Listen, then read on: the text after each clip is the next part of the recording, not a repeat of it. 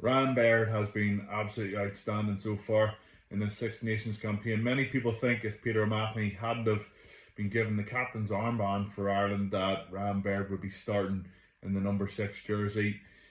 I'm not so sure. We know how good an impact player he is off the bench. He's athletically one of the most gifted players in world rugby, I would say.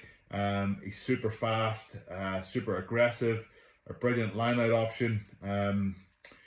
I think his game management in terms of the way he sees the game is coming along each week, each game that he plays. He's been able to read the game a lot better.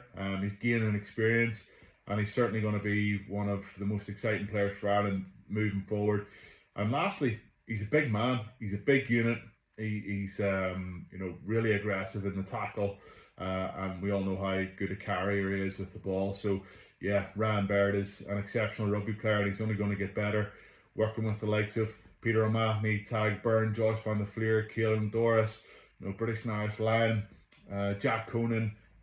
There's a plethora of unbelievable Irish back row talent there, and Ryan Baird will certainly benefit from working with those guys. So yeah, look out for him when he hopefully rumbles off the bench against England on Saturday week. And yeah, we'll see how he gets on. Running through the Scotland-England game, bit of a debrief after the match it wasn't how good a win it was for Scotland, it was how poor a defeat it was for England.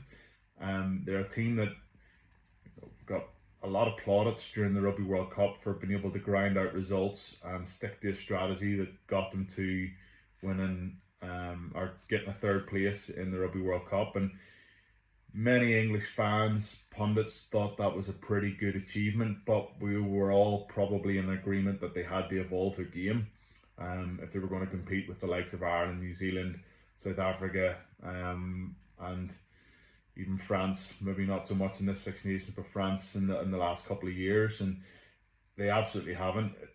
It almost feels like they've went slightly backwards, and the reason for that is because there's been so much emphasis on this new defensive strategy that they've put in place, this huge, ridiculous line speed that some players have bought into and others are trying to, but they just haven't grasped it just yet.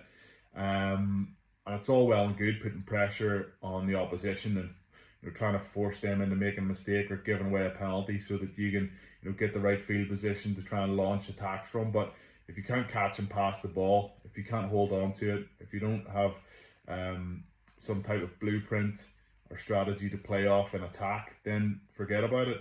And the first thought of the English 10, whether it be, well, it's George Ford at the minute, is to kick the ball. Every time he gets the hands on his ball, it looks like it's, oh, I have to kick it. Or, it's just like it's becoming like a bad habit. That's what it looks like on the TV. And I'm sure it's a very frustrating team to play in.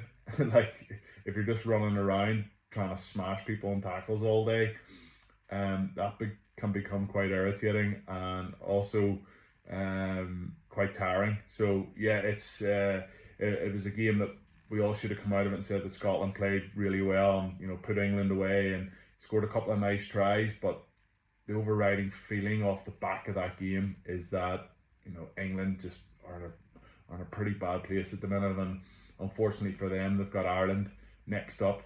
And if Ireland hit the straps and can cope with the line speed like they did in the Rugby World Cup against South Africa, the same Felix Jones line speed that they're going to face, then you would fancy Ireland to put them away. But we'll wait and see how that pans out. And yeah, England have certainly got to get a lot better over the next 10 days before that match kicks off.